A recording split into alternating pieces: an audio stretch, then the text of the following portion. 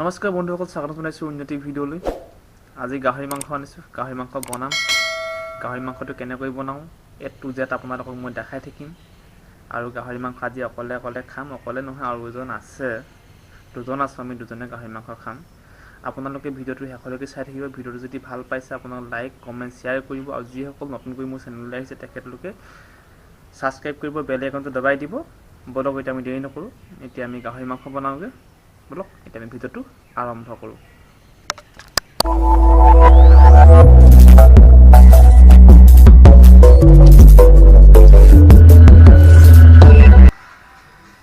এইফালে জলকীয়া আৰু ধনিয়া পাত, পিঁয়াজ, নহৰু আছে, আৰু এইফালে বিলাহী কাটি ল'লোঁ, আৰু এইফালে আলুটো কাটি ল'লোঁ।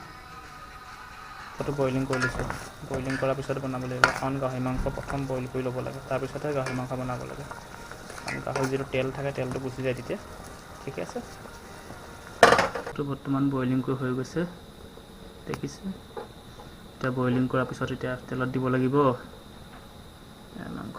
প্ৰথম বইল কৰি লৈছোঁ প্ৰথমতে। ঠিকে আছে, বইল কৰি হৈ গ'ল। এতিয়া বনাব লাগে। এতিয়া পিঁয়াজটো দি দিওঁ ন, পিঁয়াজটো অলপ দিব লাগিব। পিঁয়াজটো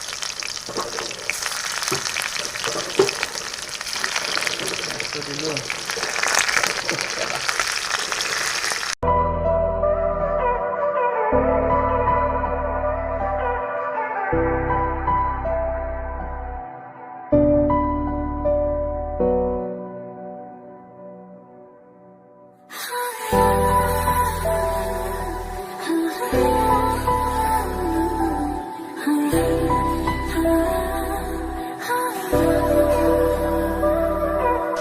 চব্জিটোত অলপ এতিয়া পানী দিলে, পানী মানে এইটো জলকীয়া, নহৰু লগতে আছে, আদা ঢালি দিলোঁ।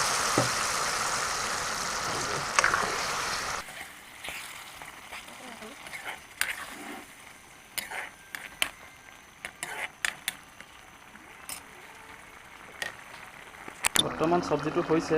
এতিয়া মই ধনিয়া পাত অলপ দি দিছোঁ ওপৰে। তাৰপৰা খাব লাগিব।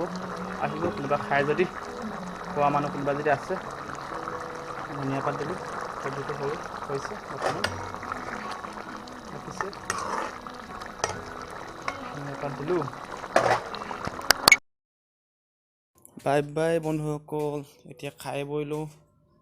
ঠিক আছে, ভিডিঅ'টো আজিলৈ ইমানতে সামৰণি মাৰিলোঁ। Bye bye.